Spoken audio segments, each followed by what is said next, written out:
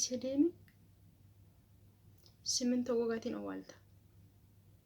Maqaa isaa deddeebistee kaasuun waa'ee isaa dubbachuu waa'ee isaa haasa'uun hin barbaachisu.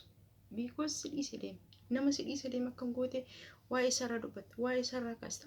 Jiraatu dantaa isaati. Nan jiraadha dhimma kooti jechuudha.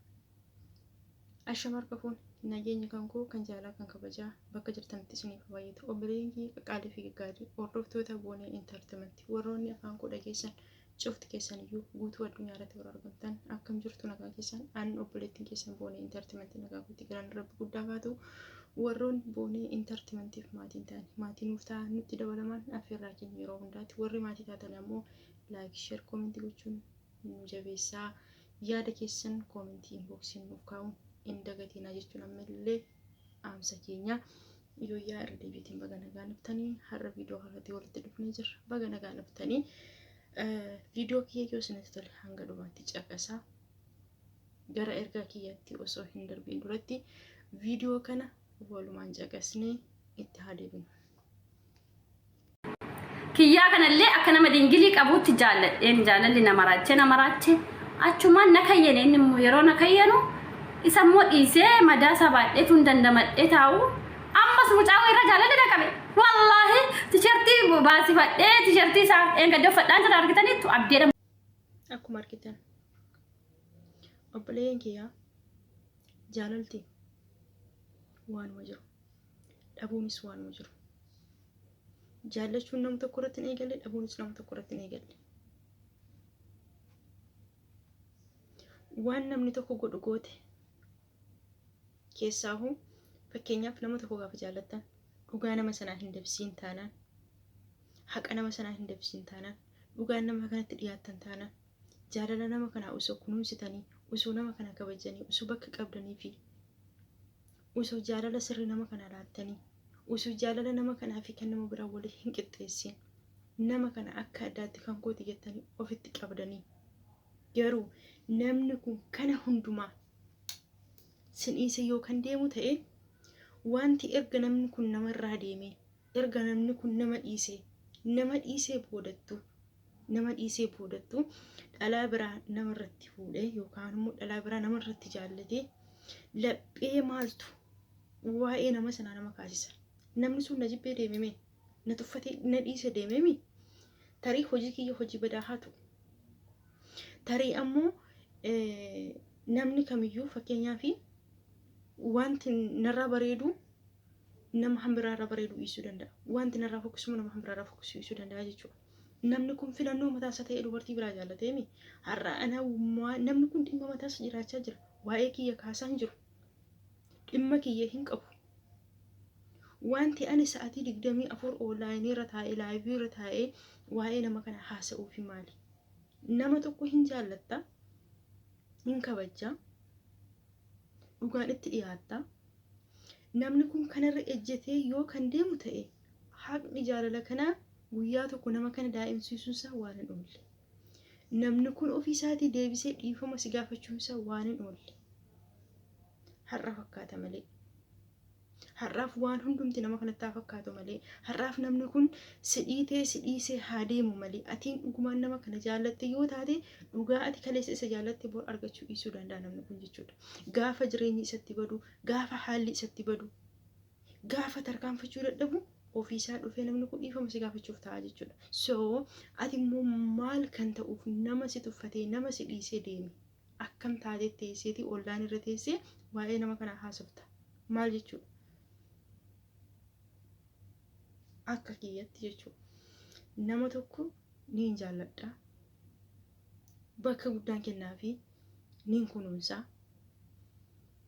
Wanta narraa barbaadamu hundumaa hanga humna kiyyaa akka beekumsa kiyyaatti akka dandeettii kiyyaatti akka ogummaa kiyyaatti ni godhaaf. Narraa fagoosaa jiraatu natti dhiyoosaa jiraatu. Kana hundumaa irra ejjetee akka nama maaddii namaa dhiyeessee yookaan akka nama nyaata namaaf kaa'ee namaaf dhiyeesseetti kana hundumaa dhiisee kana hundumaarra ejjetee kan deemu yoo ta'e hanga yerootti ni eega. Dafee of keessaa hin baasu. garaa kiyya sana niin sosoba akka dafee of keessaa hin baasne nama kana deeffachuuf na yaala. Dhugumaan nan jaaladha yoo ta'e jechuudha. Dhugumaan nama kanaaf bakka hin qaba yoo ta'e kaleessa dhuguma jaalala isaa kanan kunuunsaa ture dhugumaan laphee qulqulluutiin jaalala isaa kana dhugumaan karaa sirriitiin kunuunsaan ture yoo ta'e har'aaf irratti onnee kiyya keessaa hin baasu. Niin eegaa malee niin obsa. Okaa baatii tokko, okaa baatii lama, okaa baatii sadii. Kana hundumaa garuu namni kun kana hundumaa hanga kana gidduutti yookaan hin deebine ta'e dhuguma rabbi tokkichaa jechuudha. Hanga titiisa namarra teessee kaatee namni kun duniyaa irra jiraachuusa hin yaadadhu jechuudha. Akka kiyyatti argees waan hin jirus godhees waan hin jiruuf jechuudha. Nama dhiisee deeme, nama tuffatee deeme, nama dhiisee nama hambiraa irraan jaallatee har'a onnee maaltu taa'ee waa'ee isaa nama haasofsiisa. Mucaan kun laayifii mataasaa jiraachaa jira fakkeenyaaf. Jireenya mataasaa jiraachaa jira. Ishee jaallate duukaatti bashannanaa jira. Ani hojii dhabeetiin haadha asirra taa'ee maal haa ta'u. Kalaas yoo ani namni kun hamaa sana dhageessin maal sana dhageessin jedhuu baadhes namni kun hin jiraata. Kan jiraachisu ana osoo hin taane Rabbi. Garuu dhugumaan akkan sila je'e jechuudha. Atiin haqa isaa eegdee jaalala dhugaa jaallattee kunuunsitee osoo bakka laattuu fi bakka kanarra ejjetee kan deemu yoo ta'e namni kun gufachuunsaa waanuma hin oollee waanuma hin hafne jechuudha. Boor deebi'ee dhufee namuma har'a si boosise kanatu maaliifati gaafa nama kanaaf boosu yookaan gaafa nama kana dhugaan jaallattee gaafa inni ammoo onnee keessa na dhiitee keessaa ba'ee jechuudha. Gaafa inni si biraa deemu dhugumaan ati rabbitti kan boosu yoo taate haqaan rabbitti kan boosu yoo taate maaliif dhugaa jaallatta waan taateef jechuudha. Dhugaan kan keetii nama kana qabuunsaa waanuma hin oolle jechuudha. Ofii isaa dhufee namni kun dhiifama osoo sin gaafatin inumaa hin hafne. Har'a garuu ati irra deddeebitee waa'ee isaa kaasta taanaan, waa'ee isaa boossa taanaan, gara deemtutti maqaa isaatiin deemta taanaan tuffatamtuu taataa jechuudha. Dabartee dhiira biraa jaallachuuf illee carraa dhabuu dandeessa. Maaliif ree ati koo isa si dhiisee deeme sana faarsitaa nama bor ofees jaallatu yookaan nama balbala nama biraaf banuufati carraan qabdu jechuudha. Maaliif onnee kee keessatti sanatu wattafamee taa'a waan ta'eef jechuudha. Akkuma inni onnee keessa na dhiitee baase atis dhiittee of keessaa baasuu qabda. Garuu otoo dhiittee of keessaa hin baasiin duratti yeroo kennuufii qabda. Hin deebi'u. Yoo hiriyaa qabaatte hiriyaa isaatiin gaafachiista. Yoo hiriyaa qabaatte hiriyaa keetiin gaafachiista jechuudha. Yoo kana hin taane garuu sa'aatii 24 online irra taa'anii akka kanatti barcirriqamuu. Akka kanatti kanaan dura immoo fakkeenyaaf mucaan viidiyoo ishee waliin laallee kanaan dura osoo mucaan kun intala kana nikaa hin hidhatiin dura maal akka isheen gochuu turteef maal akka isheen jechuu turte dhugaa qabdi. Dhugaan qabduu miti. Jaallattee dhabde. Jaalala immoo isuma jaallatee dhabe qofaatu beekaa jechuudha. Warroota kaanitti fakkeenyaaf namoota hin jaallatanii hin dhabiinitti namoota nama tokko jaallatanii milkaa'anitti yookaan immoo namoota jalqaba jaallatanii nama sanatti heerumanitti homaa tokko hin fakkaatu. Itti himuu dhiistanii osoo qaltanii nama kana keessanillee dhugaan nama jaallatee dhabee nama sanaaf ifa hin ta'u jechuudha. Jaallatee kan dhabe qofaatu mucoo kanaaf beeka. Jaallatte akka nam tokkotti abde yeroo sanaaf dhukkubsatte. Yeroo sanaaf itti yaddite, yeroo sanaaf itti cabde deemeemi jireenya mataa isaa jiraachaa jiraami. Har'a isheen jireenya mataa ishee eegalteettiimi maaltu dhaqee fidee isa waa'ee isaa seenaa isaa haasa'u maaltu nama barbaachise? Hin barbaachisu. Yoo ati jabduu taate, yoo ati cimtuu taate, boodhati of qopheessitee waan borduuba kee jiruuf nama guddoo taataa jechuudha. Maaliif carraan kiyya kana ta'ee maaliif kana ta'e hin barbaachisu. Maaliif ree Rabbi biraa miti waan ta'eef jechuudha. Wanti hundumtiyyuu kan milkaa'us Rabbi biraa kan diigamus Rabbi biraati jechuudha. Waan hundumtiyyuu gar lamaaniyyuu gama Rabbiitiin ta'a. Badiinis ta'e hammeenyis jechuudha. Gaariinis jechuudha. Kanaaf amma kanaan dura osoo mucaan kun nikaa hin hidhatin dura irraa boossee maal jechuu turte gidduutti irraanfatte dhiiste har'a haaraa deebistee kaasuu maaltu ishee geesse? Maaf of tuffachiisti?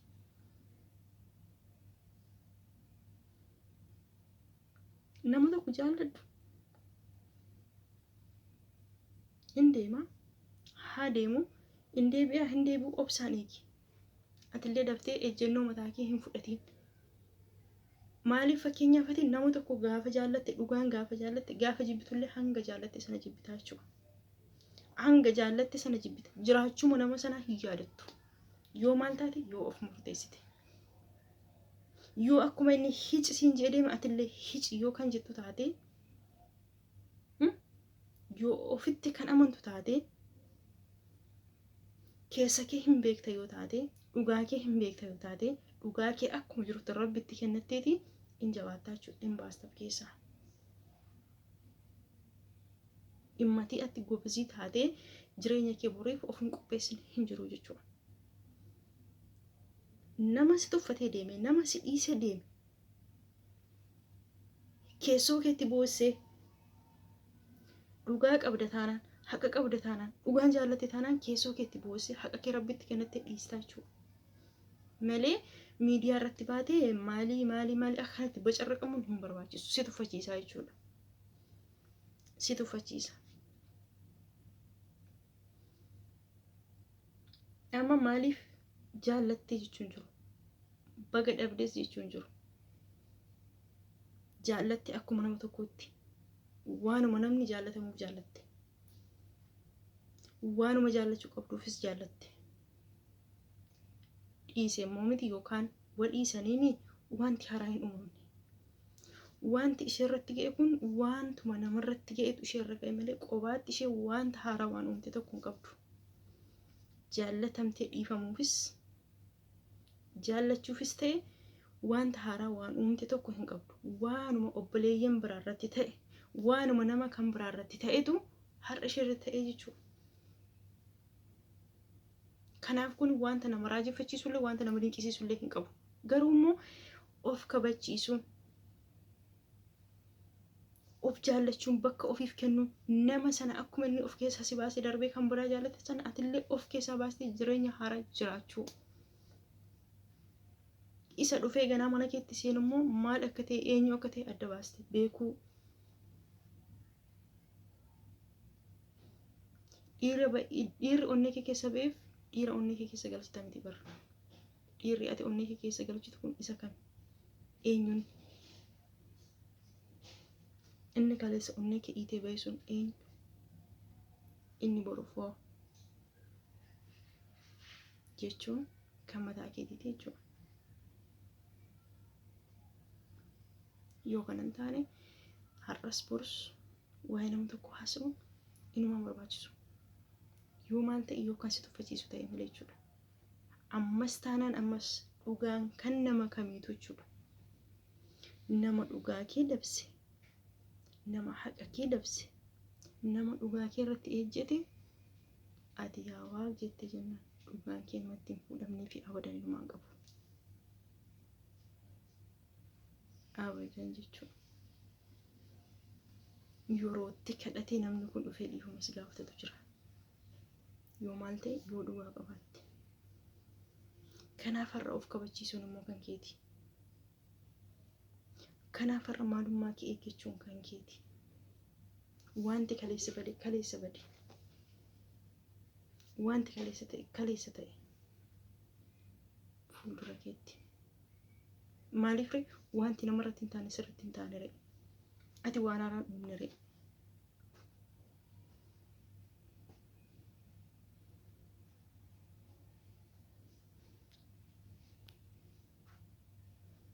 Ati waan haaraa tokko waan uumte hin qabdu. Tokko. Waanuma namarratti ta'u sirratti ta'e. Waanuma namni kaleessa godhu goote. Ganaa haaraa wanta ati lafaa fiddee wanta ati uumte tokko hin jiru. Kanaafiyyuu kana ta'eera, sana ta'eera, boor maaliin ta'a wanti jedhamu jiru ejjennoo qabaachuu qabda malee jechuudha. nama kaleessa mana kee dhiitee ba'e sana inuma atillee akkuma kana dhiittee of keessa baasuu qabda. Har'asati waa'ee nama sanaa gungumta taanaan, boorsati waa'ee nama sanaa gungumta taanaan inni ganaa dhufee si jaallatullee si tuffataa jechuudha. Inni ganaa dhufee mana keetti seenu yookaan balbala kee banu sunillee akkuma waan ati har'allee si jaallatu sitti fakkaata jechuudha. Miidhama kaleessaa jireenya kee boruutiin dagatta.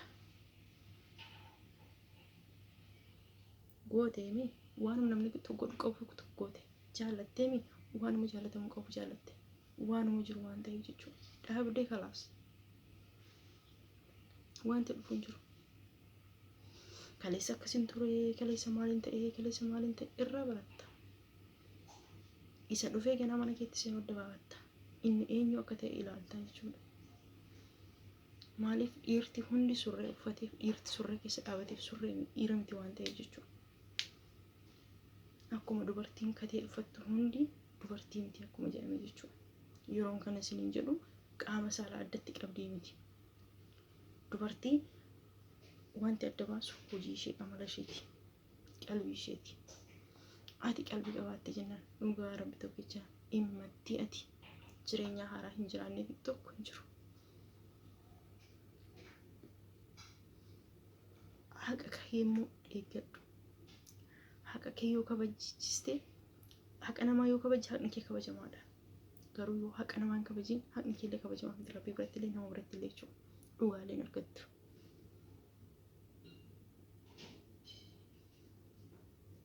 Kanaafi intalli kun akkuma kaleessa gadda gadduufii turre. Gaafa inni fakkeenyaaf garuu isheen maraattee qullaa buuftee yeroo isheen miidiyaa kanarra dhinyuu turte jechuudha.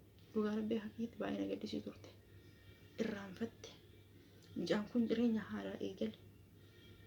Inumaa darbee intala kana akkatti bareechisee akkatti inni kaaseera qabeessa hidhate. Ganaa nama jireenya isaa jiraachaa jiru lafaa kaastee waa'ee isaa haasa'u, waa'ee isaa dubbachuu maaliif barbaachise? Maaliif barbaachise? Hin godhiina.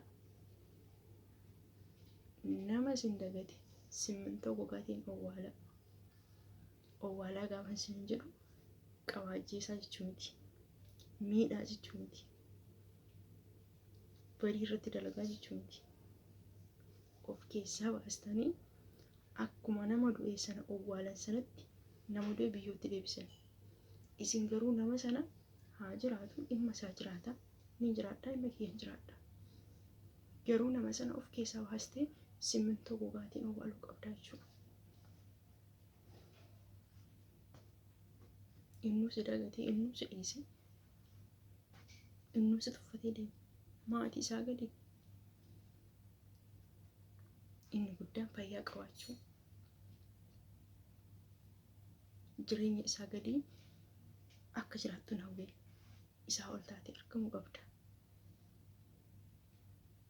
Maaliif ree waan baay'eetiin quba nyaachaa akka inni hafuuf. Tokkoffaa atiin kaleessa dhugaasaa kabajjii deemta yoo taate, atiin jaalasaa kabajuudha yoo taate, atiin isaaf gadi jettuudha yoo taate, dubartiin amma naqee jaallatee kun akka keessana isaaf ajajamuu dandeessi. Kanallee quba nyaachaa hafuu danda'a jechuudha. Yoo ati isaa ol taatee argamtellee, yoo ati dubartii qalbii qabeettii taate isaa ol taatee argamtellee, yoo namni atitti aqxe kunillee si kabajee kan jiraatu ta'ellee kunillee quba nyaataa jiraata jechuudha. Yoo kanan taane garuu ati asuma bacirraqamta taanaan, ati har'as waa'ee isa gungumta taanaan, gar tokkoon ishee luka warra naqattee teessee sitti kolfiti. Isheen kam isheen ni jaallate sun jechuudha. Gar tokkoon immoo hawaasni immoo lafaa si tuffata jechuudha. Maaf ta'a hoo? Maaf ta'a hoo? Waan ati ittiin dhufaman siistuu jaallattee, waan haaraan uumne, waanuma namni jaallachuu qabu jaallattee, dhabdee, dhabuunis irratti miti. Waanuma obboleeyyan kan kee jaallatanii dhaban warri si duubaa isa haati kee altatti obboleeyyan kanan siin jiru. Shamarran kamiyyuu waanuma isheen jaallattee dhabde, isuma obboleettiin kee kan biraa sun jaallattee dhabde akkuma ishee dhabdeetis har'a haaraa tokkotti waan ati lafaan dhumte, waan ati biqilchite tokko hin jiru. Kanaafuu Kanaaf maal jechuu barbaade ofiin tuffachiisinaa jechuu barbaade. Ofiin tuffachiisinaa. Isatti dhuftanii jaallattan. Kanaafuu mucaan kun nama kan biraa wajjin hin jira. Abdii koo maaloo koo jechaa jirti amma. Abdiin sun waa isheen har'a ofiin kabajni isheen isa kaleessaa sana waa'ee masa har'a bicirriqamti taanaan innillee akkuma isa kaleessaa sana ishee tufee ishee bira darbaa jechuudha. Sadaffaa gaafa dhufu kalaasatti tuffatamtuu taatee keessa jechuudha. Amala ishee siin jedhe hici namni siin jedhe jennaan immoo ati nama taatu baraaf jechuudha. Akka namni hici siin jedhu akka namni jechaan sirra deemu hin eeyyamiin. Kanuma jira. Nama siin jaallate jaalladhu kabaji. Kunuunsiif jaalala isaa eenyumaan usan qixxeessee haqa isaa eegiif yeroo kenniif amma humna kee waan isarra beektu isa gorsi jiruu isaarratti sappoortii isa godhi bakka dadhabina isaa itti himi kana hunda dhiise kan deemu yoo ta'e immoo si tuffatee kan deemu yoo ta'e kan sirra jiru barbaada yoo ta'e akkuma nama siin jedhe simmintoo gogaatiin owwaalta jechuudha. Kanadha bakka inni dogoggorinaaf golchaa yaadni kiyyarraa kana fakkaata viidiyoon kiyya yoo isinitti tole laayik sheer godhaa immoo beekee isin barsiisaa hin jiru garuu eenyummaa ofii abboommata kabachiifata sa'aatii 24 baabilikeera ta'anii amma kana iyyuu amma kana waan hin taane waan baalagee haasa'uun sammuu ofiitiin hatamuun hin barbaachisu. Nurra waan baay'eetu nurraa eegama. Ganaa ilmoo godhannaa. Ilmoon keenya bor maal gootii wanta nuti har'a gochuu jirru bor ilmoon keenya arguu dandeessi. Maaliifi teekinooloojiin babal'achaa jira babal'achaa deema waan ta'eef jechuudha. Waan nuti har'arra jirru bor immoo kanaa ol waan ta'uuf wanti nuti har'a goonu hundiyyuu akka maalitti isiniin jedha waan bor argamu waan bor mul'atudha jechuudha. Kanaafiyyuu waan goonu hundumaa xiyyeeffannoo itti alaanuu jechuu barbaade of kabachiisnaa jechuu barbaadeeti. Karaa biraa nama siin dhiisee deeme nama siin tuffatee deemeef hanga yerootti maaliif jaallattanii waan ta'eef nama jaallattan dhabuun hin ulfaata waan ta'eef kalaas namni kun nama deebi'u miti nama siin tuffatee siin dhiisee deeme dhugaa keessan rabbitti kennattanii dhume rabbitti dhugaa keessan sii fuudha dhugaa keessan sana qabatee immoo namni kun guyyaatti balleesseera dhiifama naa godhi isiniin jedhuutu guyyaa sanatu dhufaa jechuudha. Kanaaf hanga guyyaan sun dhufutti isin immoo cimtanii jireenya keessan jiraachuu qabdu jechuu barbaadeeti. Isin jaallatamtoota.